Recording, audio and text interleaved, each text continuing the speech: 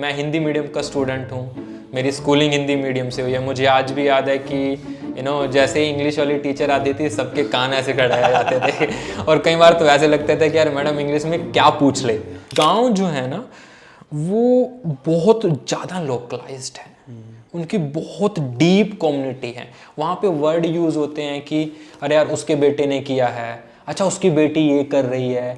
कि अगर हम एक गांव में से एक बच्चे की लाइफ अगर हम चेंज कर रहे हैं तो वो हम एक बच्चे की नहीं, वो पूरे गांव की लाइफ चेंज हो रही है। वैलिड, वो एक गांव में इम्पैक्ट हो रहा है और वो हमने देखा है। बिहार से कुछ ऐसे स्टूडेंट निकले हैं, ऐसी लड़कियां निकली हैं जो आज के टाइम में वो लेडी श्री राम कॉलेज में उनके एडमिशन्स हुए हैं स्कॉलरशिप पे। समझाने का तरीका वो प्योरली हिंदी होता है, जहाँ पे मैथ बिकम गणित।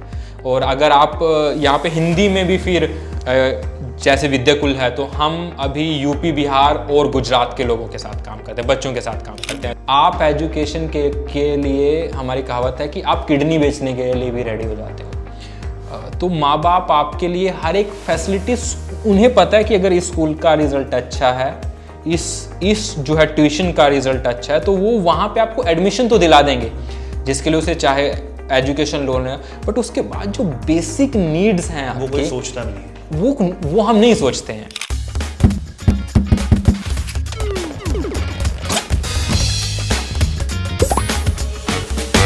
And this is a brand new episode of What's Up Babir. आप देख रहे हैं ABP Live Podcast. Joining me today in the show is Tarun Saini. मैं एक छोटा सा ब्रीफ दे देता हूँ what exactly Tarun does. Tarun is a CEO and co-founder of a EdTech startup. आजकल काफी cool EdTech सुनाई देता है, बहुत सारे ब्रांड्स हमारे आजू बाजू. But this is a startup focused on financially marginalize community, वैसे बच्चे जिन तक एजुकेशन कई बार नहीं पहुंच पाता थ्रू टेक्नोलॉजी, क्योंकि अब फोन तो सबके पास है, सभी पूरे दिन रील्स और शॉर्ट्स देख रहे हैं, तो उन बच्चों तक एजुकेशन कैसे पहुंचाया जाए, ही solving that problem. Welcome to AB live podcast. कैसे हैं भाई? Absolutely amazing, thank you so much. यार मतलब ये कहाँ से आइडिया आया? Because if you ask me personally, मैं हमेशा ये सोचता हूँ कि टू एवरी प्रॉब्लम जो इंडिया आज की डेट में झेलता है, majority of the problem can be solve through education. मतलब अगर एजुकेशन हो तो मुझे लगता है हर एक प्रॉब्लम फ्यूचर में एटलीस्ट सॉल्व हो सकती है। और I really support this because मुझे बड़ा इंटरेस्टिंग लगा, क्योंकि वो एक इतना बड़ा प्रोपोर्शन है इंडिया का जहाँ तक एजुकेशन कई बार बहुत स्टैंडर्ड एजुकेशन नहीं पहुँच पाती। तो कहाँ से आइडिया आया, और फिर आपकी जर्नी की भी बात करेंगे। यू आर एब्सोल्युटली राइट कि ये एक ऐसी प्रॉब्लम है जो आज के टाइम में मैं ये मानता हूँ कि 60-70% भारत के बच्चे डे टू डे लाइफ में जो उनका फेस करते हैं, it's a very big problem. और आई बिलीव आल्सो, जैसा आपने कहा कि अगर इंडिया या भारत को आगे बढ़ना है तो सबसे पहले ये एक बेसिक प्रॉब्लम है जिसको अपने को सॉल्व करना है, क्योंकि इसी के बाद ही आपकी आफ्टर 12th जो ओपनिंग होती है वो इसी के बाद होती है। तो I believe also very strongly कि ये प्रॉब्लम सबसे बड़ी प्रॉब्लम है और इसको सॉल्व करना, मैं ये कहता हूँ कि सिर्फ विद्याकुल का नहीं या फिर हमारा नहीं, इंटायर इंडिया का जो नेशन है उसका एक जो मिशन है वो होना चाहिए।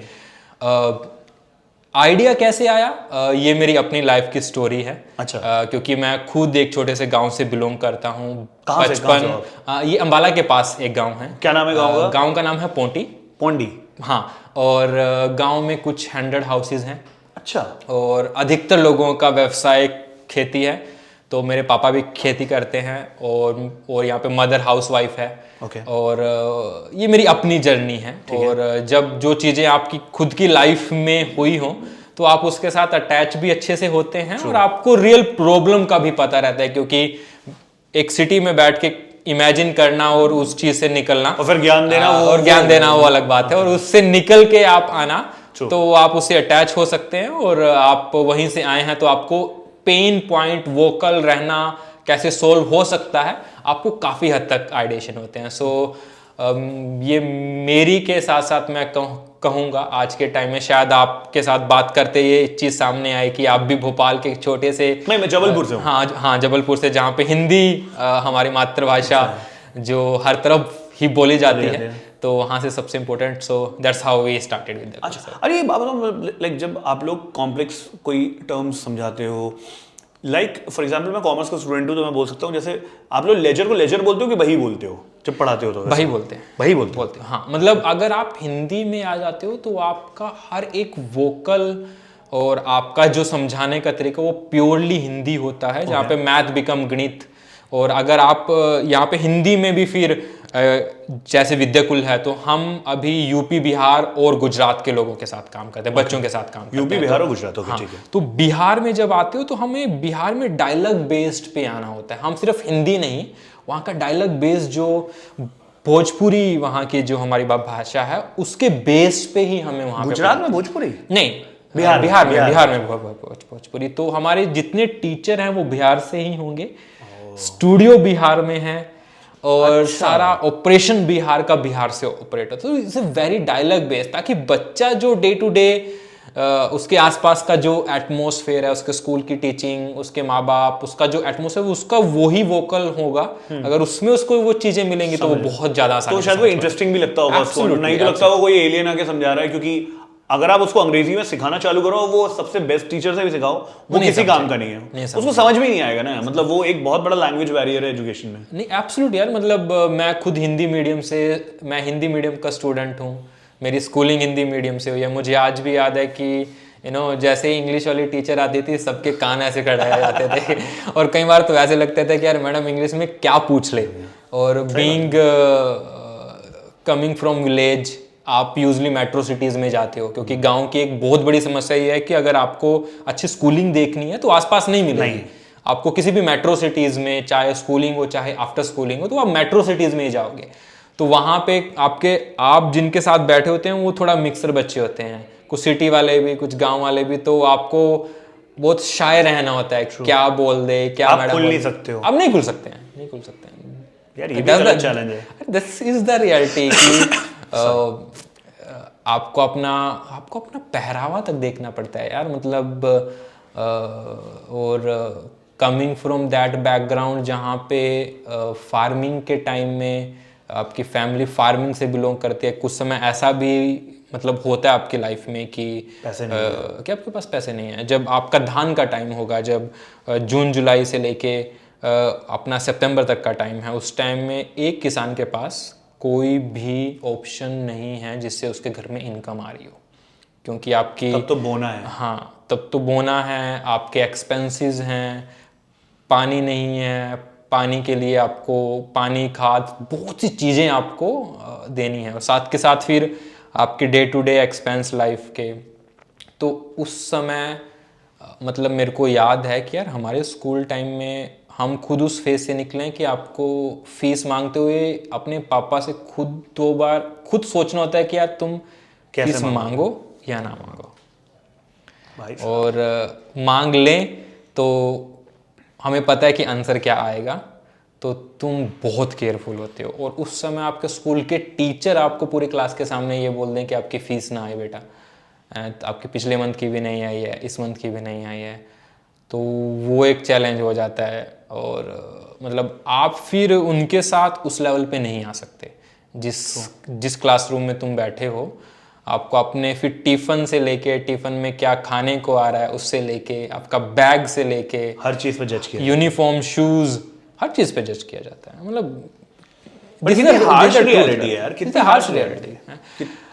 मतलब ये अच्छी चीज तो ऑब्वियसली नहीं है, इसलिए मुझे लगता है शायद स्कूल में हमेशा जब भी बोलते हैं ना कि यूनिफॉर्म रखना चाहिए, नहीं रखनी चाहिए, a lot of time people advocate की यूनिफॉर्म होनी चाहिए। एब्सोल्युटली, बिकॉज नहीं तो ये गैप और बड़ा हो जाएगा। इसीलिए शायद मुझे अब रियलाइज होता जब आपसे कॉन्वर्सेशन कर रहा हूँ कि क्यों स्कूल के टाइम पे बच्चों को मना किया जाता था कि बाइक से कोई नहीं आएगा, सब साइकिल से ही आएंगे। भले ही आप कितने भी रईस के बेटे हो, लेकिन आप आओगे साइकिल से ही, गाड़ी अलाउड नहीं थी। अब समझ में आता है क्योंकि वो कईयों को इंफीरियरिटी कॉम्प्लेक्स दे सकता है यार। ये क्योंकि जब हम जिस सेगमेंट के लिए हम काम कर रहे हैं, उस सेगमेंट में जो गांव में रहने वाले हमारे पेरेंट्स हैं, हमारे जो साथी हैं, वो किसी ना किसी तरह अपना जो भी मतलब हम ये क्या कहते हैं कि वो ऐसे लोग हैं जहाँ से हम हैं कि आप एजुकेशन के लिए, हमारी कहावत है कि आप किडनी बेचने के लिए भी रेडी हो जाते हो।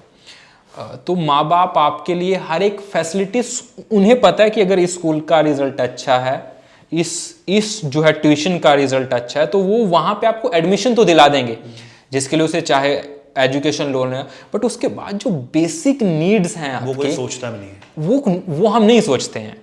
और एज ए स्टूडेंट जब आप उन बच्चों में बैठे हो जो एक एक्सपेंसिव इंस्टीट्यूट है या एक अच्छा स्कूल है, उसमें आपके पेरेंट्स ने लोन लेके आपको बिठा दिया, बट आपको फिर उनके साथ मैच भी होना है, क्योंकि हम खुद देखते हैं कि यार उसके पास बैग अच्छा है, तो हम घर आके वापस बोलते हैं कि बैग अच्छा होना चाहिए।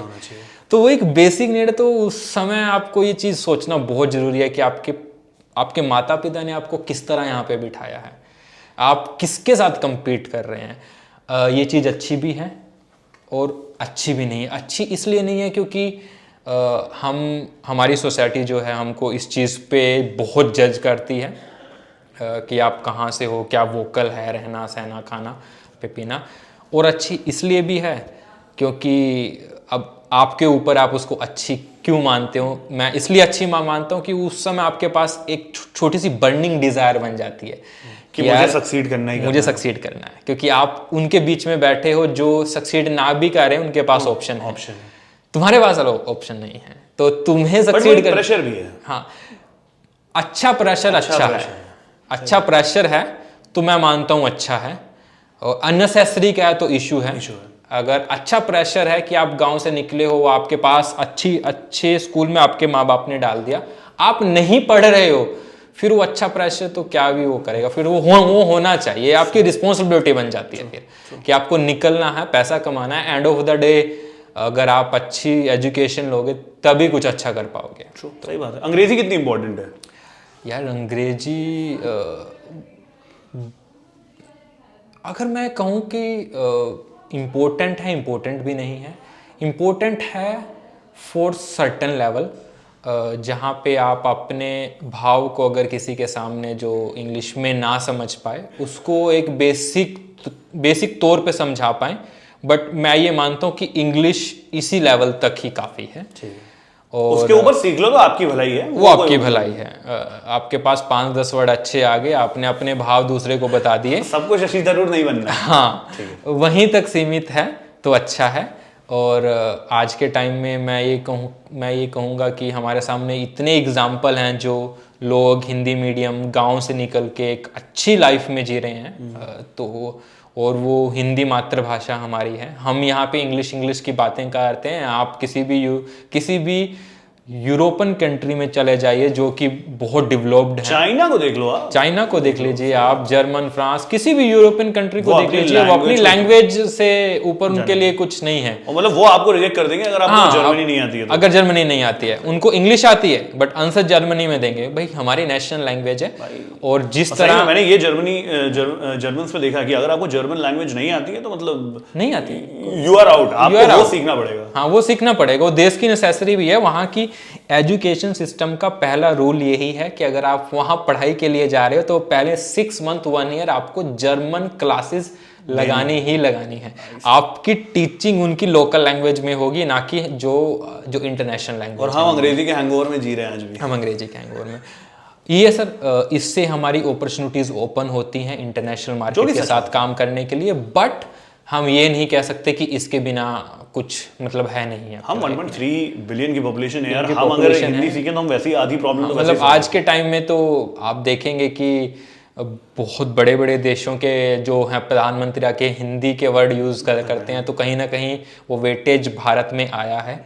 और अगर भारत के बच्चे जिस तरह से अच्छा काम कर रहे हैं, पढ़ रहे हैं, अभी जो साइंटिस्ट अभी रिसेंटली चंद्रयान में हुआ है, उसमें कुछ ऐसे छात्र भी निकले हैं जो कि हिंदी मीडियम से जाके वहाँ बैठे हैं। सही बात है। तो मैं ये कहूँगा कि एंड ऑफ द डे आपके स्किल के ऊपर मैटर है, आपके हार्डवर्क के ऊपर मैटर है। बाकी लैंग्वेज तो एक वो है कि एक जरिया है, बस अपने एक जरिया है इस वजह से। सही बात है। But did you face like, हम अभी जब हम आ रहे थे स्टूडियो में, मैं आपसे बात कर रहा था, यू वर सेइंग यार साला जब पहली बार ऑस्ट्रेलिया गया था पढ़ाई करने तो मतलब कुछ भी नहीं पता था। एंड वहाँ से अभी तक की जर्नी रही कैसी है? मतलब कैसे ऑस्ट्रेलिया जाना हुआ, पढ़ाई का कैसा सिलसिला हुआ और क्या क्या चैलेंजेस है, उसके बारे में कुछ बताओ यार। मैं अम्बाला के, जैसा कि मैंने मेंशन किया कि मैं अम्बाला के पास एक छोटे से गांव से हूँ, तो मेरा स्कूलिंग टिल गांव में हुई है। मैं typically Hindi medium school student से हूँ। कैसा स्कूल था?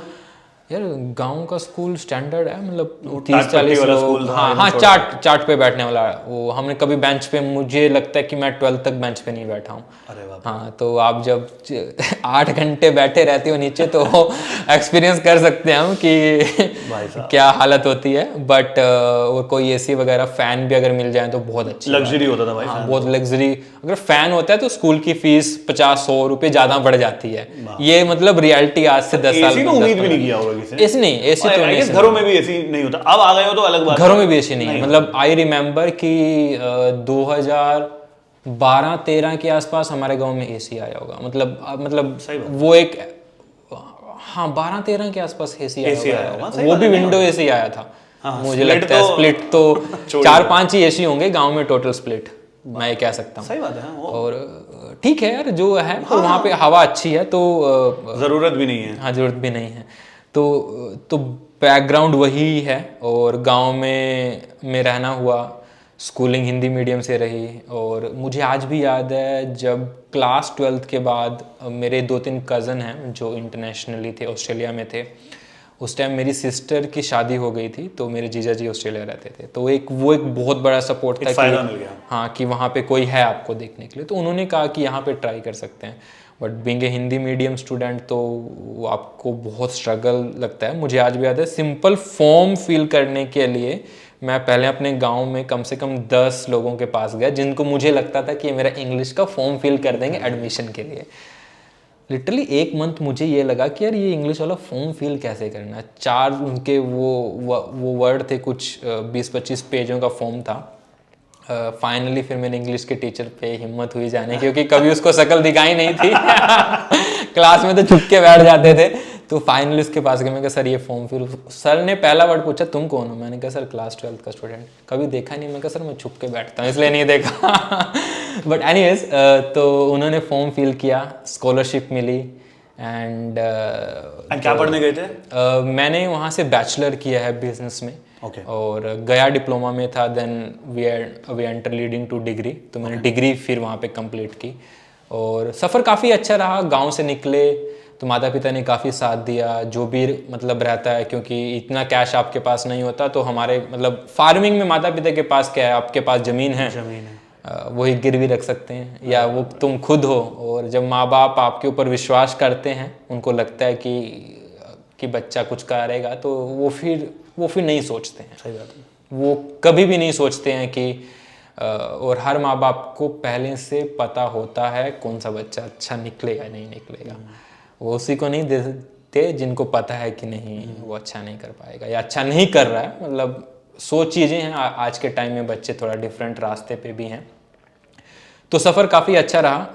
फर्स्ट 1 वीक में तो यही नहीं समझ आया। किसी आते जाते लोग वहाँ हाय हेलो करते हैं, आपको स्माइल देते हैं, तो ऐसे लगता है कि यार कुछ मैं क्या हूँ, मैं ठीक तो हूँ, मुझे क्यों हंस रहे हैं लोग देख के। सही बात है। धीरे धीरे पता लगा वो क्लासेस पूरी इंग्लिश में होंगी, सब कुछ इंग्लिश में है। कुछ नहीं आता होगा, कुछ नहीं आता था। यहाँ तक भी कि जब गया तो किसी ने कहा कि बर्गर, मतलब कुछ 1 वीक में 1-2 दिन सिस्टर बाहर काम कर रही थी, तो आफ्टरनून में कुछ लगा कि कुछ खाने के लिए जाएं। तो हाँ, बर्गर के लिए मैं गया शॉप पे। तो उसने मुझे कहा, मतलब मेरे को नहीं समझ आया कि इंग्लिश में बर्गर कैसे मांगे, क्योंकि उनकी इंग्लिश जो होती है थोड़ा ऑस्ट्रेलिया का एक्सेंट अलग हुआ।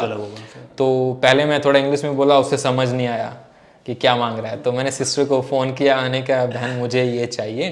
तो उसने मुझे लिख के दिया, can I have veggie burger and minus onion and minus cheese. तो मैंने उसको दिखाया, मैंने कहा भाई ये दे दीजिए मुझे। And journey from there to being a salesman. तो मैं कुछ क्या बेच रहे थे? 11 साल ऑस्ट्रेलिया रहा। अच्छा, फिर तो अंग्रेजी सही हो गई होगी यार। 11 साल तो मतलब 11 साल होते हैं। तो मेरी वहीं से PR हुई, सिटीजनशिप वहीं से ली। अच्छा। तो उसके बाद फिर इंडिया आया। बट 11 साल में जो मेरा करियर स्टार्ट हुआ वो पहले तो ड्राइविंग से स्टार्ट हुआ रात को। अच्छा। जैसे यहाँ पे मिल्कमैन आते हैं आपके जो बिग बास्केट, तो ऐसे मैंने करियर स्टार्ट किया। कुछ कॉलेज तो दिन में होता था, तो रात को 3 साल मैंने ड्राइविंग की। घर घर जाके दूध ब्रेड अंडे जो हम रखते हैं वो काम किया। और कॉलेज फिनिश होने के बाद फिर डिसाइड किया व्हाट टू डू। तो सडनली उस टाइम तक थोड़ा बेसिक इंग्लिश हुई थी सेट, कोई अच्छा नहीं था। तो तभी एक दोस्त ने मुझे कहा कि यू हैव अ टाइम, थोड़ा सेल्स में ट्राई करो। तो मैंने door to door sales start की इलेक्ट्रिसिटी बेचने के लिए स्टार्टिंग में। इलेक्ट्रिसिटी मतलब हाँ, बिजली के कनेक्शन? हाँ, बिजली के कनेक्शन। वहाँ पे क्या रहता है कि यहाँ पे तो सब गवर्नमेंट है, वहाँ पे प्राइवेट है। यहाँ भी अब प्राइवेट तो अभी हो चुका है तो मेट्रोज में। तो वहाँ पे क्या है कि कुछ 70-80 कंपनीज हैं, आपस में compete करती रहती हैं। अरे बाप रे, 70-80 कंपनीज। हाँ, काफी मोनोपोलिस्टिक मार्केट है, काफी कॉम्पिटिटिव कॉम्पिटिटिव मार्केट है। सो डोर टू डोर जाना, उनको बताना आपके पास कौन सी इलेक्ट्रिसिटी है, हमारे पास क्या है, हमसे ले लीजिए। और कुछ 6 महीने काम किया, इंटरेस्टिंग लगा। और फिर उसके बाद मैंने टेल्स्ट्रा और ओप्टस के साथ काम किया, जो कि वहाँ की टेलीकॉम कंपनीज हैं, काफ़ी बड़ी कंपनीज हैं। एंड वर्क अराउंड 4 ईयर तो सेल्स में। तो पहले कुछ 6-7 महीने ऐसे रहे कि वहाँ पे कमीशन बेस्ड सेल थी। कि ऐसे लगता था कि यार क्या होगा, मतलब उठते थे वही 200-300 धंधे पूरे होंगे, टारगेट पूरे होंगे, रोटी मिलेगी नहीं मिलेगी, क्या नहीं होगा। तो स्ट्रगल तो लगा, बट फिर धीरे धीरे वो चीज़ ब्लड में आती चली गई, थोड़ा मजा आने लग गया। और फिर ऐसे लगता था कि जब कोई डोर ओपन करता है उसको देख के कि अच्छा ये लेगा कि नहीं लेगा। टिपिकल सेल्स वाले में ट्रेड किया, अरे ये लेगा कि नहीं लेगा। और कई बार ऐसा भी होता होगा, लगता नहीं देगा लेकिन दे देता था। हाँ यार, हाँ, मतलब उसमें आपको मतलब ये भी जज करना होता था कि हस्बैंड है, वाइफ है, हस्बैंड की चल रही होगी तो हस्बैंड को क्या बोलना है, वाइफ की चलती है तो वाइफ को क्या बोलना है। इंटरेस्टिंग 4 ईयर और being a salesman, then team leader, then run the team for 5-6 people. जब मैंने लेफ्ट किया इन 2014 में, उस समय I think I was leading around 120 people team. Wow man. And that was amazing. आपने सोचा था ऐसा होगा? नहीं। इतना उम्मीद नहीं कर पाते, क्योंकि यार अगर आप हिंदी मीडियम से निकलो, वो भी एक अंग्रेजी डोमिनेंट कंट्री में जाके, जहाँ सिर्फ अंग्रेजी बोली जा रही है, पहली बात तो इतना लैंग्वेज सीखना, प्लस आपको पता है एजुकेशन अभी कुछ फंडामेंटली नहीं है, प्लस जाके 120 की टीम लीड करना बड़ी बात है यार। And doing was amazing. मतलब आई स्टिल रिमेंबर, मतलब एक काफ़ी डिसेंट अमाउंट का सिर्फ कमीशन आता था। Salary was very different, very decent, very good. और यार मतलब एक लेवल पे ना, मतलब जिस सेगमेंट से हम आते हैं और जिस सेगमेंट की हम यहाँ पे बात कर रहे हैं, उस सेगमेंट में जो माँ बाप हैं हमारे, उनका एक्सपोजर बहुत लिमिटेड है यार। और कहीं ना कहीं ये भी एक बहुत बड़ा हमारे सामने चैलेंज है कि थोड़ा लिमिटेड उनका एक्सपोजर होने के कारण हम अपने बच्चों को वो गाइडेंस नहीं दे पाते जो उनको रिक्वायर्ड है। मैं इसको गलती नहीं कहूँगा, क्योंकि उनका वो एक्सपोजर रहा है, इसमें उनका फॉल्ट नहीं है। बट फॉल्ट तो नहीं को फॉल्ट यहाँ पे मैं इसको सिस्टम की बात भी नहीं कह पाऊंगा। मतलब आज के टाइम में हर जगह नॉलेज अवेलेबल है, how you gain it, that is उस टाइम पे नहीं था। हाँ, उस टाइम पे नहीं था। हाँ, मतलब मुझे याद है, मैं जब मीडिया में आया था, मेरे पापा मैं रेडियो चौकी था पहले 2 साल तक, तो पापा मुझे खुद ही आके बोलते थे, रेलवे की नौकरी में भर देना फॉर्म, बैंक का अच्छा है, पढ़ने में तो अच्छा है, तू टॉप किया। आई एम लाइक, मुझे नहीं करना, मतलब मुझे वहां किक नहीं आती। किक क्या होता है, ये किक क्या होता है, वाइब क्या मैच होती है, वो तो नहीं समझ में आया। प्लस कोई पूरे खानदान में कोई मीडिया में नहीं गया यार, मतलब वो इमेजिन भी नहीं कर सकते उन्होंने क्या सोचा होगा। अब जब आपसे बात कर रहा हूँ तो अब लगता है कि हाँ यार, मतलब समवेयर डाउन लाइन में सोच रहा हूँ, पता ही नहीं है, सेफ्टी नहीं है। सबको लगता है सरकारी नौकरी में सेफ्टी है, या कोई कॉर्पोरेट नौकरी में कर लो, फाइनेंस में चले जाओ, यही तो टिपिकल फील्ड्स होती हैं। हाँ, वो एक बहुत लिमिटेड वो है, जिसके कारण कहीं ना कहीं जो आने वाली यूथ है उसको बहुत से चैलेंज आ जाते हैं। Guidance it is matter a lot. तो उनके लिए यही है कि भाई बाहर है, क्या काम कर रहा है, इतना कि भाई कहीं काम अपना कर रहा है। मेरे को बहुत फनी इंसिडेंट्स याद आया कि जब मैं पहली सेकंड टाइम ऑस्ट्रेलिया से वापस आया, तो गांव में आए हुए थे लोग कि भाई क्या काम करते। मैं उनको एक्सप्लेन कर रहा था कि मैं रात को डिलीवरी ये सब कहते हैं, उनको डिलीवरी समझ नहीं आया। तो काफ़ी देर के बाद एक अंकल बैठे थे, तो मैंने उनको बताया हम ये काम करते हैं, दूध ब्रेड अंडे रखते हैं। अच्छा, दूधी का काम करता है? मैं कहा हाँ, दूधी बेचता हूँ, दूधी वाला काम हम कर रहे हैं, दूधी वाला काम। तो आप अगर यहाँ बोलो डिलीवरी क्या करते हैं, तो वो नहीं समझ आएगा। अच्छा खाना, अच्छा वो अच्छा खाने दे के आना है किसी घर में, टिफिन देने वाला, तो वो एक वोकल अलग हो जाता है। पैलेस वैसे ड्रॉ हाँ होता है। पैलेस, तो मैंने कहा हाँ अंकल दोधी वाला काम करते हैं। तो that's how life is it यार। तो वहाँ पे अच्छा रहा। उसके बाद सडनली 2018 के आसपास आई डिसाइडेड किया, हो गया ऑस्ट्रेलिया। और स्टार्टिंग से कुछ मतलब रहता है हमेशा कि मतलब चाहे वो इंडिया से निकलने के बाद भी एक जिल सी हमेशा है लाइफ में, कि एक जगह ज़्यादा देर तक नहीं बैठ सकते। तो वो जिल है कि कुछ ना कुछ नेक्स्ट व्हाट नेक्स्ट। तो उस टाइम सडनली मेरे को लगा कि यार एजुकेशन वाला सेगमेंट काफ़ी अच्छा है, क्योंकि तब मैं ऑस्ट्रेलिया में एजुकेशन में ही था। अच्छा, क्या कर रहे थे वहाँ पे? यार 2016, 17, 18 3 साल हमने एजुकेशन में ऑस्ट्रेलिया में काफ़ी काम किया है, जिसमें वहाँ की जो गवर्नमेंट है उनका एजुकेशन के लिए बहुत इंफ्रास्ट्रक्चर बहुत स्ट्रॉन्ग है। ओके। और ऑस्ट्रेलिया की जियोग्राफी भी काफ़ी ज़्यादा बड़ी है, जिसके कारण काफ़ी एरियाज ऐसे हैं कि बच्चे स्कूल या फिर कॉलेज नहीं जाते, क्योंकि 300 किलोमीटर है, 200 किलोमीटर है, बाप रे, इतना दूर है? इतने दूर है। देर आर माइनिंग एरिया जहाँ पे कॉलेज ही नहीं है, मतलब 100 to 100 मे बी 300 किलोमीटर तक। देर आर सम एरिया मैंने ट्रैवल किया था, वहाँ से कॉलेज वाज लाइक 700-800 किलोमीटर। अरे ऑस्ट्रेलिया इज ह्यूज यार, ऑस्ट्रेलिया बहुत बड़ा है। और प्लस जो पॉपुलेशन है वो बहुत सीक्रेट है, यहाँ पे है, यहाँ पे वो लिमिटेड है बहुत। हाँ वो डेंस है, कुछ जगह पॉपुलेशन डेंस है, बाकी जगह बाकी डेजर्ट है। हाँ, तो तब मुझे लगा कि यार कि वहाँ की गवर्नमेंट क्या कहती है कि आप घर पे बैठें, आप डिस्टेंस लर्निंग से एजुकेशन लें, आपकी फीस गवर्नमेंट देगी, आपको लैपटॉप इंटरनेट सब कुछ गवर्नमेंट देगी, वो आपके लिए रेंटिंग का वो है। जब आपकी इनकम आने लग जाएगी, जब आप पढ़ने लग जाओगे, तब आपको आपकी जो इनकम में से गवर्नमेंट को वापस करना है। वेरी गुड, मतलब it's like education loan, education loan from the government until unless you don't need to pay. Okay. So that was really good. तो तब मैं काम करते करते मेरे को लगा कि यार कि जिस सेगमेंट में मैं आया हूँ, मुझे तब सडनली वो हिस्ट्री डॉट सारे कनेक्ट होने लग गए कि स्कूल टाइम में यार 11th और 12th का जब टाइम था, I have to travel every day 40 kilometre, क्योंकि हमारा गांव है उससे जो डिस्ट्रिक्ट है आइदर यमुनानगर और आइदर अम्बाला, अराउंड 40 किलोमीटर का डिस्टेंस रहता है। दोनों ही? हाँ दोनों ही, हम हैं मिडल में।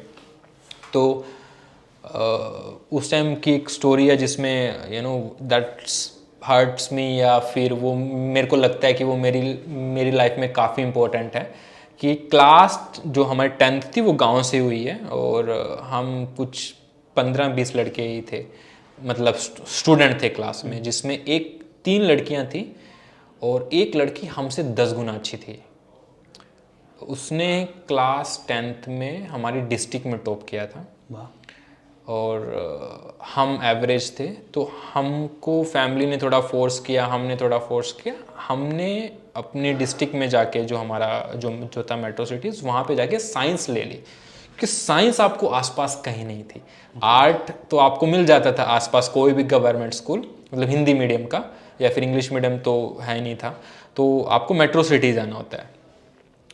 उसके पेरेंट्स ने, उसकी फैमिलीज़ ने उसको आने नहीं दिया, क्योंकि 40 किलोमीटर है, being a girl she can't travel, financial की वो अच्छी नहीं थी। तो उस टाइम तो मुझे नहीं लगा, उस टाइम तो हमें लगता है ठीक है कि लड़कियां नहीं जाना है, मतलब that was the mentality, because उसी एटमॉस्फेयर से निकले हैं। हाँ, उसी एटमॉस्फेयर में ठीक है, नॉर्मल लगा। खुद की मतलब जो सिस्टर्स वहीं से निकली हैं, उनको जब भी उनकी वो आती है पढ़ाने की बारी आई एमकॉम, तो लड़के को हमेशा प्रेफरेंस, तो हमने कहा कि नहीं है, नहीं भाई तुम नहीं जाओगे, तुम यहीं से पढ़ोगे। But again my sister doing amazing, but come back to same girl. तो उस टाइम इतना ध्यान नहीं दिया। तब मुझे वो रियलाइजेशन हुआ कि जब मैं हर 2016-17 में एजुकेशन में काम कर रहा था, वापस आया, उस टाइम तक उस लड़की की शादी हो चुकी थी। एंड आई वॉज रियलाइजिंग यार कि हम एक एवरेज स्टूडेंट होके we able to do a decent in the life. She was amazing girl, वो एक बहुत इंटेलिजेंट थी, और मैरिड होके, और वो उसने कुछ बीए किया। ऐसा यार अगर ये अच्छा करती तो क्या होता। ट्रू। अगर ये एक लड़की अच्छा कर रही थी तो सोचता हूँ मैं उस गांव से कितने कितनी बच्चे लड़कियां निकलती हैं। सही बात है, क्या एग्जाम्पल सेट होता। कितने बच्चे निकलते। एंड उस समय फिर वो माइंड सेट होना स्टार्ट हुआ। मैंने कहा चलो यार गांव में चक्कर लगाते हैं। एंड आई वाज सरप्राइज यार कि मैं गांव से ऑस्ट्रेलिया गया, पहला लड़का जो गांव से ऑस्ट्रेलिया गया। मेरे बाद मेरे गांव से कम आज के टाइम में 20 लड़के बाहर गए हुए हैं। 20 लड़के लड़कियां लड़कियां भी गई हैं। हाँ, लड़कियां भी गई हैं शादी से पहले, जो एक बहुत बड़ी बात होती है हरियाणा सही में। बात ठीक है कि तुम अपनी लड़की को इतना दूर भेजो। एंड हमारे गांव से जो मेरे साथ के दोस्त थे, उसने एनडीए निकाल के वो आर्मी में गया। देन आज के टाइम में हमारे गांव में कम से कम 40 से 45 लड़के एनडीए में हैं। सो देन आई रियलाइज यार कि एक एग्जाम्पल सेट करना बहुत जरूरी है, बहुत ज्यादा जरूरी है।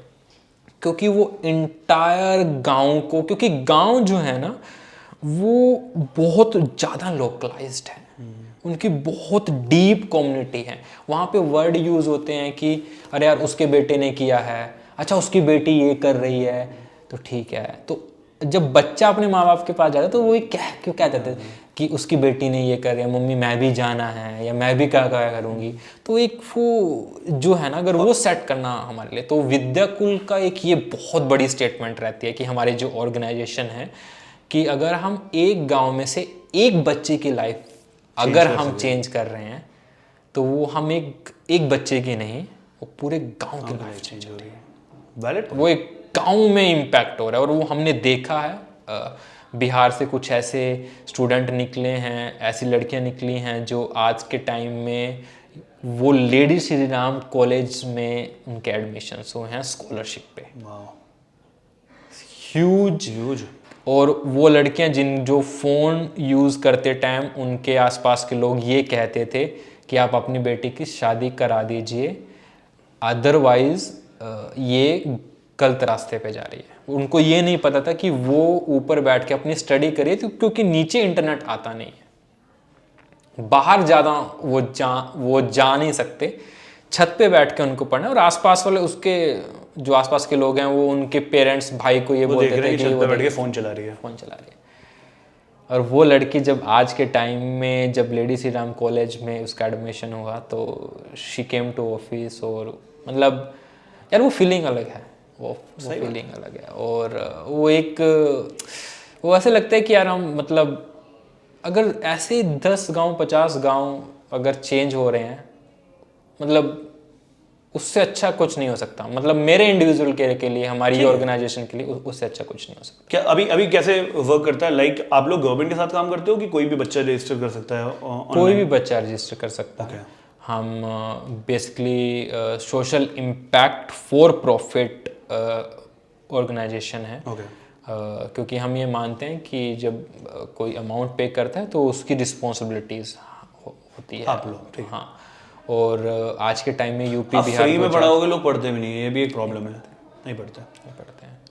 अब कितने रुपए चार्ज है अभी? हाँ, बट अगेन एक बेसिक जो है एजुकेशन वो हम देते हैं फ्री पे। तो यूट्यूब है, तो यूपी बिहार गुजरात तीनों स्टेट के सेपरेट यूट्यूब चैनल हैं, और करीब 4 मिलियन के आसपास सब्सक्राइबर बेस्ड है। और जिसको ऑल टुगेदर हर रोज़ टोटली फ्री ऑफ कॉस्ट हमारी लाइव क्लासेस यहाँ पे हैं।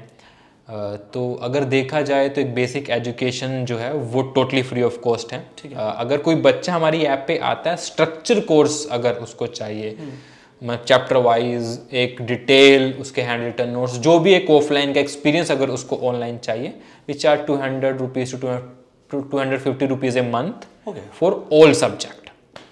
अच्छा, ये एक सब्जेक्ट का नहीं है, ऑल सब्जेक्ट। सो आप 2000 रुपये में 2 से 3000 रुपये। कितने घंटे पढ़ना पड़ता है? मतलब ऐसा क्या लाइव क्लासेस होता है क्या? वो लाइव क्लासेस होती हैं कि 4 से 5 बजे आपकी क्लासेस? आज हमने हर एक बच्चे के पास उसकी क्लास के अकॉर्डिंग टाइम टेबल है कि 2 बजे से 3 बजे तक आपकी एक क्लास है, 4 से 5 एक है। तो करीब 2 से 2.5 घंटे मतलब एवरेज डेली लाइव क्लासेस रहती हैं बच्चों की। उसके रिकॉर्डेड लेक्चर मिल जाते हैं, वीकली टेस्ट रहते हैं, hand written notes, every single. और ये स्कूल के अलावा होता है? स्कूल के अलावा है, स्कूल का करिकुलम है जो स्कूल का बेसिक करिकुलम। ऐसा भी है अगर कई बच्चे, मतलब बिहार में हमने देखा है कि 11th-12th में बहुत से ऐसे स्कूल्स हैं जहाँ पे बच्चा नहीं जाता है, they are 100% depended on after school tutoring. क्यों? क्योंकि पढ़ाई होती नहीं है स्कूल में टीचर ही नहीं है, इंफ्रास्ट्रक्चर नहीं है, टीचर नहीं है। मैं किसी को ब्लेम नहीं कर रहा हूँ, बट जो रियलिटी है, हार्श रियलिटी है। सच बात। आप जाएंगे देखेंगे सेमी प्राइवेट स्कूल्स में हैं, अगर गवर्नमेंट स्कूल्स में हद तक देखेंगे तो कहीं ना कहीं एक बेसिक इंफ्रास्ट्रक्चर में इश्यूज हैं। सही बात है, और वो रियलिटी है, और वो रियलिटी है, उसमें मतलब इसको हम डिनाई नहीं कर सकते। आप जाके देखिए, आप यूपी में जाइए किसी भी गवर्नमेंट स्कूल में, शायद हो अभी लैब, बट हार्डली आपको एक बेसिक लैब, साइंस के बच्चों को लैब चाहिए। सही एजुकेशन एक मतलब वो तो प्रायोरिटी पे रहता ही नहीं है किसी के भी, तो आई गेस सही बोल रहे हो। एक कहीं ना कहीं मेंटालिटी भी है कि ठीक है गांव में खेती कर लोगे, ये कर लोगे, तो वो थोड़ा चेंज तो रिक्वायरमेंट है। तो हर एक बच्चे को 250 रुपीज़ एवरेज ए मंथ, सभी सब्जेक्ट घर बैठ के आप अपनी लाइव क्लासेस ले सकते हो। ओके, एंड टीचर्स कैसे आप लोग स्काउट करते हो? ये टीचर हमारा काफ़ी रीजनलाइज्ड हैं, गांव के बेसिस पे हैं। अगर हम यूपी में काम कर रहे हैं तो यूपी के टीचर होंगे, वही डायलॉग होगा, अच्छा, वही वोकल होगा, क्योंकि बिहार का वोकल अलग है, यूपी का अलग है, फिर गुजरात तो लैंग्वेज ही अलग होगी, तो हिंदी में भी इंटायरली डायलॉग बेस्ड है। तो जैसे कि बिहार की बात करें तो पटना में आपको स्काउट करने में बहुत आसानी रहती है, क्योंकि वहाँ पे अधिकतर गांव के जो अच्छे टीचर्स हैं वहाँ पे आते हैं, और अधिकतर उनके कॉलेजेस भी एजुकेशन का बेस भी है, वो एजुकेशन बेस्ड है। तो वी फाइंड कि जो एजुकेशन बेस्ड है, जैसे यूपी का लखनऊ और इलाहाबाद है, फिर कानपुर है, तो ऐसी जगह से ही बड़े बेस हैं। हाँ, तो इलाहाबाद में हमारा स्टूडियोज हैं। फिर गुजरात का सूरत, अहमदाबाद, वहाँ पे अच्छे टीचर्स हैं। तो जहाँ पे हमें अच्छे वो मतलब रिसोर्सेज फ्यूचर में आप लोग कहीं अभी बात करें तो अगर यूपी बिहार की बात करें, वो अपने आप में एक कंट्री है। यूपी की बात करें तो अपने आप में एक कंट्री है। तो और अभी तक हमने बिल्कुल सरफेस ही टच किया है, और अभी बहुत बड़ा आइसबर्ग नीचे है। हाँ, और वी आर हैप्पी कि पिछले 2 सालों में काफ़ी अच्छी ग्रोथ हुई है। 10x के आसपास हमारी ग्रोथ है, 10 to 15x, काफ़ी अच्छी ग्रोथ है, और काफ़ी स्ट्रीमलाइन दिख रहा है कि अगले 2-3 सालों में हम यूपी बिहार पे ही फोकस रखेंगे, क्योंकि एक होल्ड हो चुका है, तो बेटर है कि इसी पे ही स्केल किया rather than other state, but in future definitely. एक सवाल पूछूं, मतलब you choose to ignore as well, अगर नहीं जानता, is it a profitable venture now? Yes. अच्छा, बहुत कम एडटेक वाले बोलते हैं कि हम प्रॉफिटेबल है। क्या बात है। तो अगर कहें एबिटा लेवल पे यस, सो वी आर। हाँ, तो वही है यार, मतलब आप अच्छी वैल्यू दो। अभी कितने स्टूडेंट्स होंगे? भारत वाले बच्चे ऐसे हैं, और भारत का सेगमेंट ऐसा है, with right pricing and value, तो दे विल लव टू पे यू। ऐसा नहीं है वो नहीं करते। अभी कितने स्टूडेंट्स होंगे एनरोल्ड? यार ऐप 1.5 मिलियन के ऐप डाउनलोड हैं, YouTube 4, बट कितने सब्सक्राइब बच्चे होंगे? सब्सक्राइबर आपको मतलब हर महीने पैसे देते हैं? Top of my mind in between 20 to 30,000 above. Very cool यार।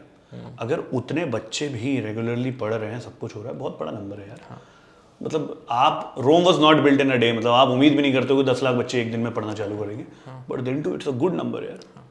और ये चीज़ें एक्सपैंड होंगी और भी लैंग्वेजेस में?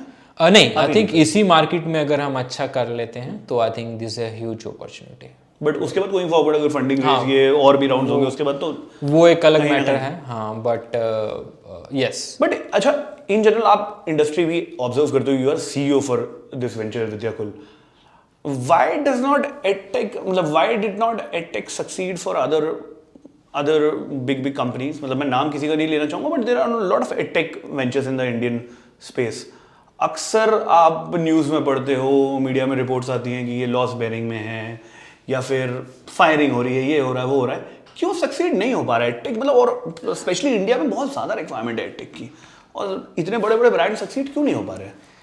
यार मैं इस पर कुछ ज़्यादा टिप्पणी तो नहीं कर पाऊँगा, बट जितनी मेरी अपनी अंडरस्टैंडिंग है, आप जिसकी थाली में ऑलरेडी रोटी रखी है, जिसको खाना खाना है और उसके पास खाना खाने के लिए 50 तरह के व्यंजन आपके सामने रखे हैं, तो फिर वो रोटी नहीं चूज करेगा, वो पिज्जा चूज करेगा। वो उसे देखना है क्या खाना है, किससे खाना है, फिर वो स्टैंडर्डाइजेशन पे आ जाता है, वो बेसिक नीड नहीं आ जाता है। आप जिनको सर्व कर रहे हो वो अफोर्ड ही नहीं कर सकते शायद। वो तो आप एजुकेशन एक ऐसा वैसा मुद्दा है इस सोसाइटी का जो आपको एक नीड बेसिस पे डेवलप करना चाहिए, ना कि अननीड, मतलब जिसके पास ऑलरेडी रिसोर्सेज लग्जरी नहीं है, नेसेसिटी बेस पे है। हाँ, ये लग्जरी नहीं है, ये नेसेसिटी बेस्ड पे है। तो अगर हम उस चीज़ को ध्यान में रख के कुछ चीज़ बिल्ड करें तो I believe that will succeed. अभी क्या वो नहीं होना चाहिए कि अच्छा यार ये बच्चा डीपीएस स्कूल में या किसी हाई अच्छे स्कूल में जाता है उसके लिए मैं तो वो ऑफलाइन भी चला जाएगा, वो ऑनलाइन में 4 कंपनीज हैं उसका भी ले लेगा। वो नहीं हो सकता ना, मतलब चारों में से उसे एक की को ही चूज करना है। अब 1000 बच्चा है, 3000 एडटेक हैं सेम मार्केट में। 3000 एडटेक है? हाँ, 3000 से ज़्यादा एडटेक रजिस्टर इस टाइम में 3000 अबव है और सेम मार्केट को कैटर कर रहे होंगे। भाई 3000 बहुत बड़ा नंबर होता है यार। एब्सोल्युटली, हाँ 3000 रजिस्टर है। अभी रिसेंटली ये मतलब न्यूज़ सब में एक दूसरे को ही खा रहे हैं, मतलब उसका कुछ हो नहीं रहा। आप देख लो ना, मेरा वही कहने का मतलब है कि एक बच्चा है उसको खाना है, 50 तरह के डिफरेंट ब्रांड आपके सामने खाना रखे हैं, वो भी कंफ्यूज है और ब्रांड भी कंफ्यूज है कि भाई इसे रोटी खानी है या फिर इसको कुछ मतलब खाना है, वही खाना क्या है, इसका मन क्या कर रहा है, क्या रिक्वायरमेंट है, किसी को नहीं पता है। मतलब अच्छा, जिस स्पेस में आप लोग हो इसमें भी कंपटीशन है, मतलब जो फाइनेंशियली मार्जिनलाइज्ड कम्युनिटी पे? कंपटीशन हर एक जगह है। मैटर ये है कि आप अपनी सर्विस, अपने आप पे फोकस और डीप डाइव आपका जो है कितना अच्छा है, आप अपने यूज़र को अंडरस्टैंड कर रहे हैं। तो अगर हम अपने वाले सेगमेंट में देखें तो हमारे सेगमेंट में तो कंपटीशन और ज़्यादा है, जहाँ पे डिजिटल की जो पेमेंट है वो एक बहुत बड़ा इश्यूज़ है कि बच्चे ज़्यादा प्रेफर करते हैं। आप देखेंगे अमेज़ोन और जितने भी ई कॉमर्स, अगर उनके जितने ऑर्डर टियर 3 टियर 4 टाउन से आते हैं वो ऑफलाइन पेमेंट पे हैं, बट वो धीरे धीरे अभी ऑनलाइन की तरफ जा रहे हैं, कैश ऑन डिलीवरी पे हैं। अब वो धीरे धीरे ऑनलाइन की तरफ मूव कर रहे हैं, वो आते हैं फिर वो यूपीआई से पे करते हैं। That's the beauty of India, it is moving towards. आप लोग कैसे इसको सॉल्व करते हो? तो अभी बच्चे का जैसे जैसे trust, it is basically word of mouth as well the trust factor. तो अगर एक गांव में एक बच्चा एक रोल मॉडल क्रिएट हो गया तो आई गेस वो आधी प्रॉब्लम आपकी वैसे आधी प्रॉब्लम सॉल्व कर देता है। तो मेरे कहने का मतलब ये है कि इस सेगमेंट में है हमारे साथ कंपटीशन भी है, प्रॉब्लम्स भी हैं, but I think huge market है और आप अपना काम करते रहिए, बाकी तो अपने आप ही हो जाता है। क्या देख रहे हो, फ्यूचर क्या दिखता है? Future is beautiful, future is bright यही हमारा वो है। किसी भी बच्चा जो विद्याकुल पे है फ्यूचर उसका ब्राइट है और उसके साथ साथ हमारा भी ब्राइट है। तो अगर वो बच्चे एक अच्छा कर रहा है तो आज अगर हम पिछले साल कुछ 5-10 हज़ार बच्चों को सर्व कर पाए थे, अगर इस साल हम XY बच्चों को सर्व कर पाते हैं तो मुझे लगता है कि इससे अच्छी चीज़ क्या होगी। और उन बच्चों से उनकी फैमिली, गांव, एक बच्चा निकल के एक अच्छा, बेसिकली एंड गोल तो यही है कि एजुकेशन के साथ साथ आने वाले टाइम में अगर एक बच्चा एम्पावर हो सके, एक अच्छी जॉब ले पाए, अगर वो 10-20 हज़ार रुपये अपने गांव में लेके आ गया तो वी डन। हाँ, आई गेस वी डन। आधी प्रॉब्लम तो उसी से ही सॉल्व हो जाएगी। वी डन, मतलब मैं ये मानता हूँ कि अगर विद्याकुल से स्टूडेंट निकल के स्टडी करके किसी अच्छी एजुकेशन लेके स्किल्ड माइग्रेशन होके 30,000-20,000 की जॉब लेके घर वापस आ गया, और क्योंकि वो भी नहीं मिलता है, वो भी नहीं मिलता। 30,000 अगर आप 20-25,000 पर मंथ एक रूरल एरियाज़ में लेके घर पे आ रहे हैं, जहाँ पे आपकी बेसिक नेसेसरी, आपकी फैमिली की, आपके खाना रहना, दूध दही, 5,000-10,000 वो 4-5 हज़ार 10,000 क्या है, तो 20-30 हज़ार इज़ ए ह्यूज लग्जरी है, बहुत लग्जरी है। सही बात है। मतलब अगर हम इंडिया को डिवाइड करें 3-4 पार्ट में, अगर सिर्फ मिडिल इंडिया की बात करें तो 500 मिलियन लोग मिडिल इंडिया में रहते हैं, जिनकी सालाना इनकम 1.2 लाख से 3.5 लाख के बीच में है। अरे बाप रे, जो कि मिडिल इंडिया में काउंट आता है। ये तो बेसिकली वो जो एकदम कम वाले हैं वो भी मिडिल में आ जाएंगे। हाँ, मतलब अगर हम बिल्कुल लोअर में आते हैं तो वो साल भर में 30-40 हज़ार रुपये इनकम आ जाती है। अरे बाप रे, जो कि बहुत कम, बहुत बड़ा। तो मिडिल इंडिया में अब जो हम प्रॉब्लम सोल्व कर रहे हैं, या आने वाले जितने भी ई कॉमर्स वाले सोल्व कर रहे हैं, वो सोल्व करें मिडिल इंडिया की, विच इज़ ऑलमोस्ट 500 मिलियन वो यूज़र है मिडिल इंडिया में। भाई fall under 1.3 lakh to up to 5-6 lakh yearly family income. Family income भाई साहब, it's a long journey. It's a long journey for India. It's a long journey for everyone.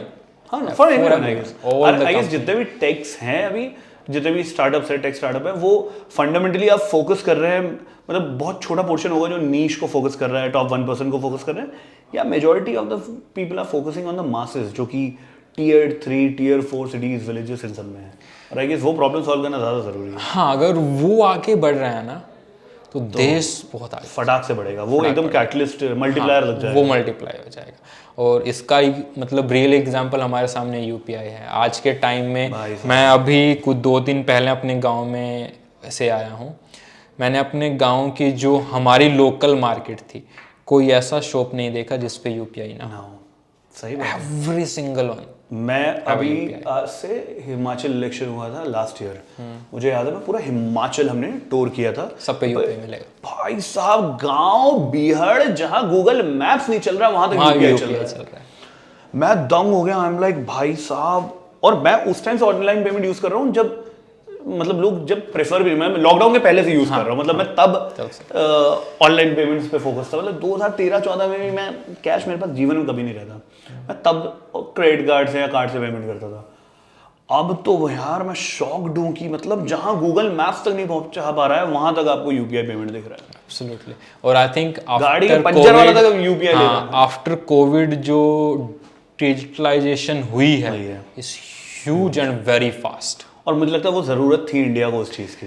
I think मतलब हाँ, अगर उस वे में देखें तो, अगर मतलब इकोनॉमी वाइज देखें तो एक बहुत बड़ा झटका भी लगा है, बट उस झटके से जो वापस गए हैं उसमें यूपीआई एक बहुत बड़ा फैक्टर है। यूपीआई, डिजिटलाइजेशंस, जो लोगों की अवेयरनेस, बाहर मार्केट, हेल्थ के ऊपर, lot of very good change happen. बहुत बढ़िया market. On that note I guess ये हमारा एंड करना पड़ेगा इस पॉडकास्ट को। आपसे बात करके बहुत मज़ा आया। मैं जिस चीज़ को फंडामेंटली हमेशा इंडोर्स करता हूँ कि एजुकेशन सबको मिलना चाहिए, उस पर आप काम कर रहे हो। So all the best wishes to you, kudos to your efforts and जो आपकी पूरी टीम है, you along with your co founders, आप लोग बहुत अमेजिंग काम कर रहा है भाई। इसको एकदम फुल पावर आगे बढ़ाओ। And thank you for coming to ABP live podcast. Thank you so much Tarun, thank you.